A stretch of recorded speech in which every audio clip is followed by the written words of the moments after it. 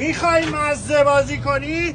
بیا کلبه رحمت قزوینی، اینجا 20 تا دونه پاچینی رو میدم 190. مرغ جنیفری اومد تو کلبه رحمت قزوینی. کجای تهران یه مرغ بهت میدن 190 تومن؟ سینا اینم از رون رحمت. کجای تهران یه رون رو میدن 60 تومن؟ اوه 7-8 ساله داره ببین مرغ بریون کف ستارخان میده، همه راضی. یعنی قشنگ مزه بازای غرب تهران عمو رحمتو خیلی خوب میشناسن. مرغای بریونش واقعا خوشمزه و حرف نداره. اومدیم شعبه جدیدش، شعبه خیلی بزرگ زده جلوتر از همون شعبه اولیه.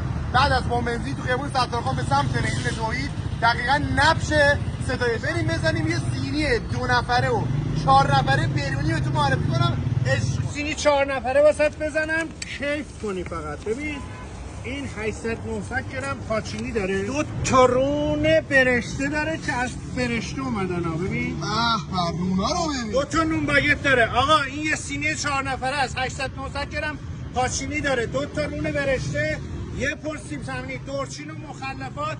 قیمتش فقط 300,000 تومان. به غیر 4 نفره یه سینی 2 نفره دارم، 800-900 گرم پاچینی، یه پر سیب زمینی، دورچین و مخلفات با 2 تا نون باگت. قیمتش 200,000 تومانه. 700 گرم پاچینی داره فقط. سینا این اسمش 2 نفره، تضمینی 3 نفره راحت جوابه. قیمت چند بود؟ قیمت فقط 200,000 تومان. مفته والا. خدا شاهد نداریم به این قیمت ها.